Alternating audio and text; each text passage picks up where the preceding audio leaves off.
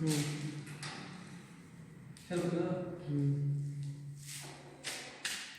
दोस्तों, मैं आप लोगों को डीसी जनरेटर के बारे में बताने जा रहा हूँ। ठीक है, डीसी जनरेटर जो होता है किस प्रकार से कार्य करता है, क्या उत्पन्न करता है, किस ऊर्जा को किस में परिवर्तित करता है।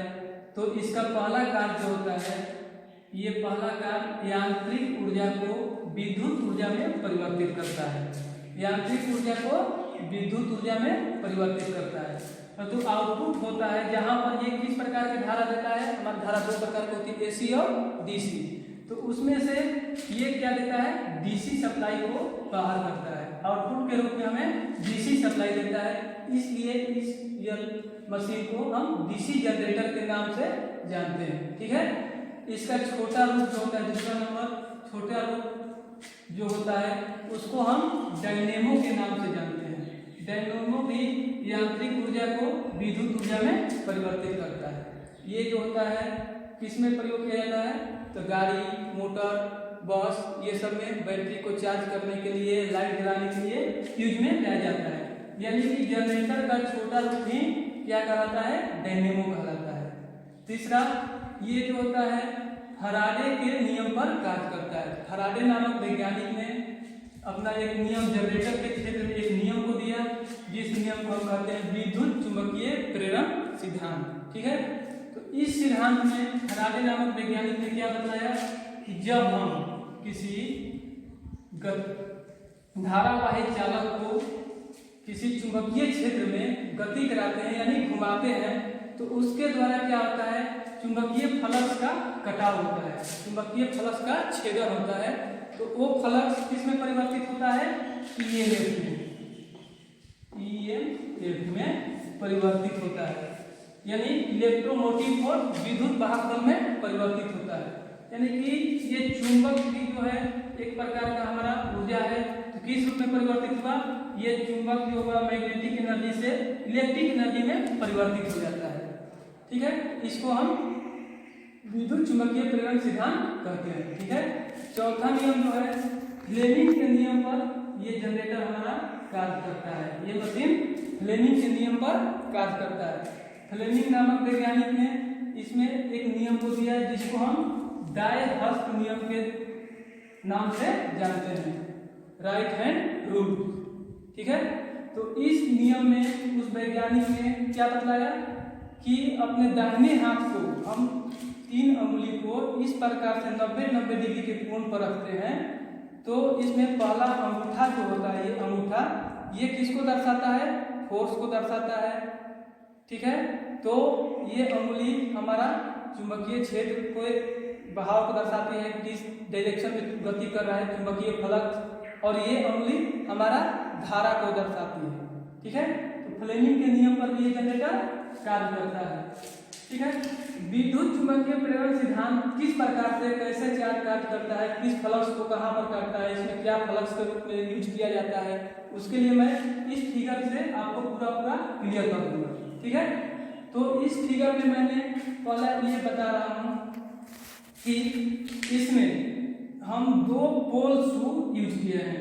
ऐसे जनरेटर में मिनिमम जो होता है कम से कम 2 पोल शू यूज किया जाता है। पोल शू जो होता है इसके ऊपर हमारा वाइंडिंग को स्थापित किया जाता है। जनरेटर में हमारे 2 प्रकार की वाइंडिंग होती है, एक फील्ड वाइंडिंग और एक आर्मेचर वाइंडिंग। आर्मेचर में भी वाइंडिंग किया जाता है और फील्ड में भी वाइंडिंग किया जाता है। तो मिनिमम हम 2 पोल शू के एक छोटा जनरेटर बनाए हैं। उसमें हम क्या किए, इस वाइंडिंग को स्थापित कर दिए दोनों तरफ से। ठीक है, और इसके एक सिरे को हम जोड़ दिए हैं, और एक सिरा जो होता है हमारा ये जाकर के आर्मेचर से जुड़ा होता है, लेकिन इसको हम फिगर पूरा बाहर निकाल दिए। ठीक है, और इसके बीच में क्या किया, दोनों पोल शू के बीच में मैंने एक आर्मेचर, ये जो हमारा हुआ आर्मेचर, इसको हम कहते हैं आर्मेचर।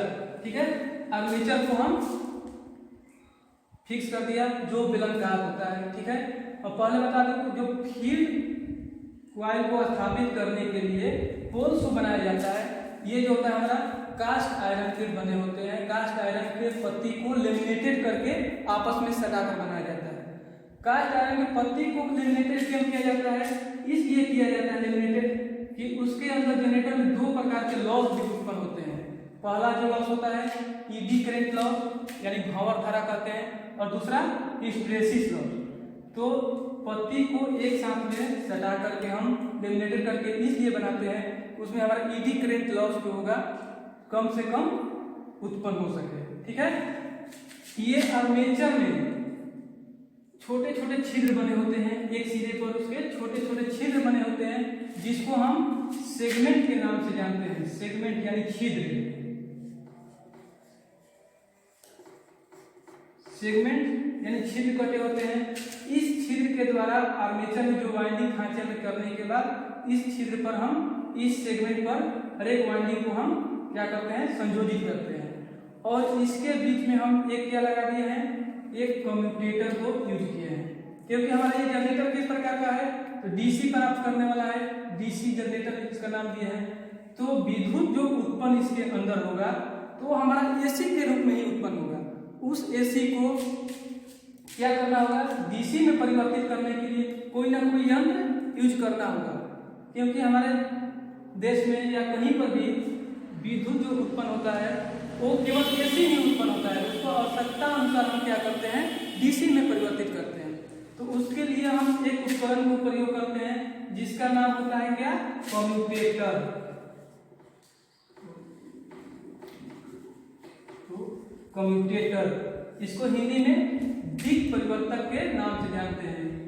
क्या कहते हैं इसको, कम्यूटेटर, जिसको हम दिक् परिवर्तक के नाम से भी जानते हैं। ठीक है, तो ये कम्यूटेटर क्या करता है, जब आर्मेचर से इसके पास धारा पहुंचता है, एसी को क्या करता है, डीसी में परिवर्तित करके विद्युत सप्लाई को प्रदान करता है बाहरी परिपथ के लिए। इसी आधार पर हमारा ये जनरेटर का नाम डीसी जनरेटर पड़ा। ठीक है, इसमें कम्यूटेटर के पास धारा को पहुंचाने के लिए हम क्या करते हैं, क्योंकि ये तो गति करने वाला यंत्र है, तो इसमें तो कोई ना कोई ऐसा यंत्र लगाना पड़ेगा जहां से उसमें संपर्क में रहे और वहां पर धारा पहुंचता रहे। तो इसमें धारा पहुंचाने के लिए हम दो कार्बन ब्रश का यूज किए। ये जो बना हुआ दिखाई दे रहा है आपको, ये हमारा कार्बन ब्रश कहलाता है।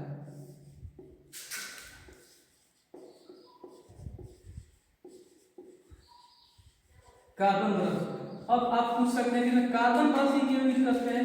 कार्बन ब्रश इसलिए यूज किया जाता है कि कार्बन जो होता है, ये सभी धातु चालक के अनुसार इसका जो प्रतिरोध जो होता है उल्टा कार्य करता है, क्योंकि हर एक जो धातु होते हैं गर्म होने के बाद उसका प्रतिरोध का मान बढ़ जाता है, लेकिन ये कार्बन ही ऐसा एक तत्व है जिसका क्या होता है कि गर्म होने के बाद इसका प्रतिरोध का मान घटता है। इसलिए हम यहाँ पर बाहरी परिपथ को धारा निकालने के लिए क्या करते हैं, कार्बन ब्रश का प्रयोग करते हैं। ठीक है, इसमें ये जो कॉइल देखिए, यहाँ पर जो हम कॉइल को दर्शाए हुए हैं, तो ये कॉइल दोनों तरफ से क्या करता है कि इसके अंदर चुंबकीय क्षेत्र को उत्पन्न करता है। तो आप कह सकते हैं कि इसके अंदर हम धारा जब तक इस कॉइल में नहीं देंगे तो इसमें चुंबकीय क्षेत्र बनेगा कहाँ से। तो हर एक कॉइल में, हर एक चालक में क्या होता है, कुछ ना कुछ रेजुअल मैग्नेट यानी अवशिष्ट चुंबक विद्यमान होते हैं, जिसके कारण क्या, यानी कि चुंबक के कुछ अवशेष भाग होते हैं जिसके कारण उसके अंदर कुछ फ्लक्स इसके अंदर इस प्रकार से उत्पन्न होते हैं। इसके अंदर जो फ्लक्स उत्पन्न होते हैं, तो इसी फ्लक्स को क्या करता है, ये आर्मेचर काटता है। काटने के बाद तो जितना ही फ्लक्स कटता है वो किस में परिवर्तित हो जाता है, ईएमएफ में परिवर्तित होता है। ईएमएफ में परिवर्तित होने के बाद वो पुनः क्या जाता है, परिपथ पर जाता है।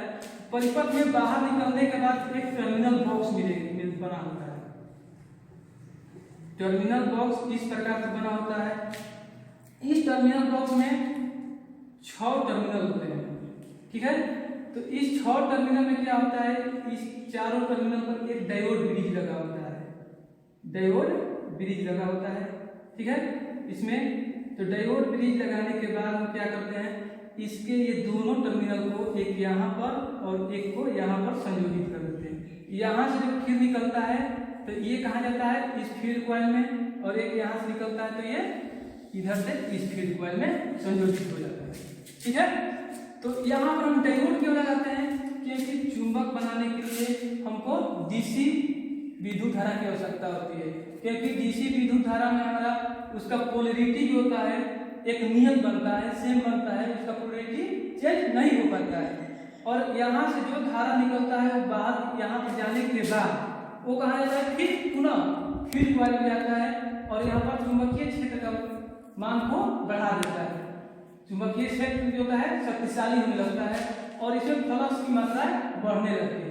तो ये फ्लक्स की मात्रा बढ़ने के बाद क्या होता है, एक निश्चित समय आदि पर जनरेटर क्या पूरी तरह से एक्साइटेड हो जाता है, यानी उत्तेजित हो जाता है और अपने इस परिपथ से यहाँ से जो संयोजित होता है तो यहाँ से धारा को ये बाहर निकालने लगता है। ये आउटपुट यहाँ से होता है, विद्युत धारा यहाँ से आउटपुट होता है। और इसके अंदर दो पोल्स के बीच में हम एक इंटरपोल का भी प्रयोग करते हैं। देखिए मैं इंटरपोल के बारे में बताने के लिए एक फिगर को फिर से पुनः बनाया, ठीक है। तो वही जनरेटर का ही ये फिगर है। ये बाहरी वाला जो बाहर वाला लाइन जो आपको दिखाई दे रहा है इसको हम क्या किस नाम से जानते हैं, इसको हम जानते हैं योक। योक यानी कि इसको बॉडी के भी कहा जाता है, आवरण भी कहा जाता है, आवरण, ठीक है। बॉडी या आवरण के नाम से भी इसको जाना जाता है, ठीक है। तो इसमें क्या हम करता है, इसमें इस संयोजन में हम 4 पोल्स को दर्शाए हुए 1 2 3 और 4 पोल्स को लगाए हैं। क्योंकि मैंने पहले ही बोल चुका हूँ इसमें मिनिमम 2 होता है, 4 होता है, 8 होता है, ठीक है। यानी कि जनरेटर के आकार के अनुसार इसका पोल्स की संख्या बढ़ती जाती है। इस पोल्स के बीच में मैंने क्या किया, इसको हम क्या करते हैं पोल्स,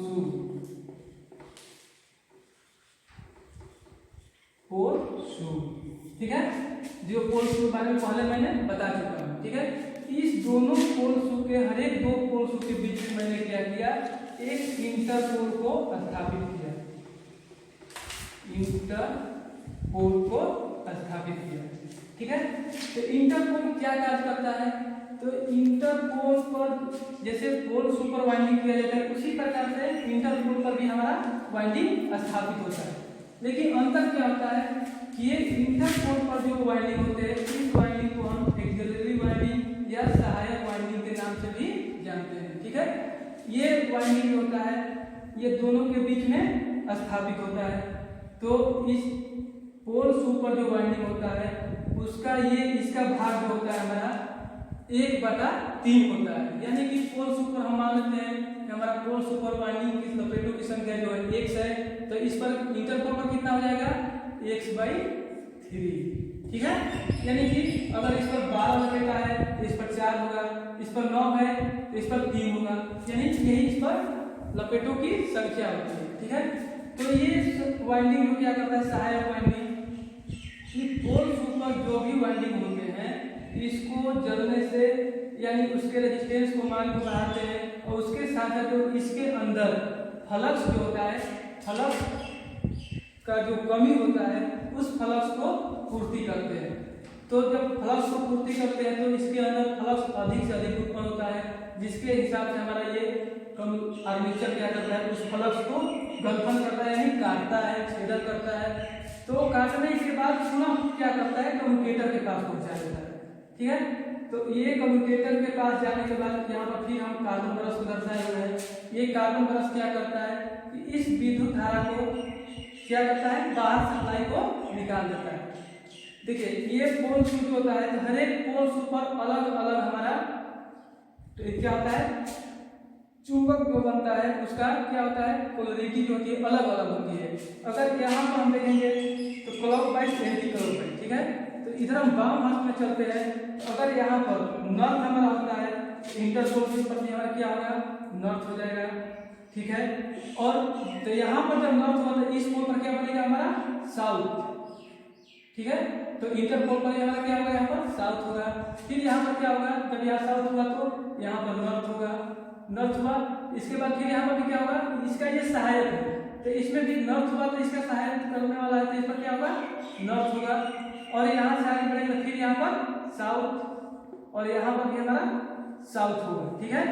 यानी कि चुंबक में 2 पोलरिटी होती है, जो पोलरिटी का गुण होता है वो कभी समाप्त नहीं होता है, वो हमारा नॉर्थ और साउथ होता है, ठीक है। तो इसके अंदर ये हमारा पूरा बॉडी किसको क्या कहते हैं, योग कहते हैं। उसके बाद ये बॉडी के अंदर ये जो लाइन, ये दो लाइन के बीच में जो गैप दिखाई दे रहा है, ये डॉट डॉट लाइन से मैं दर्शा रहा हूँ, इसको क्या कहते हैं, चुंबकीय पथ।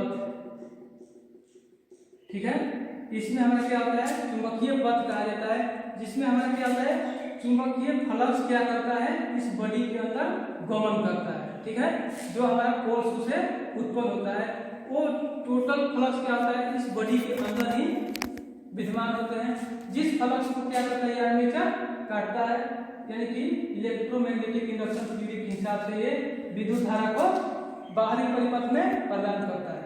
ये हम पूरा जनरेटर के बारे में आपको बेसिकली एक बार बता दिया।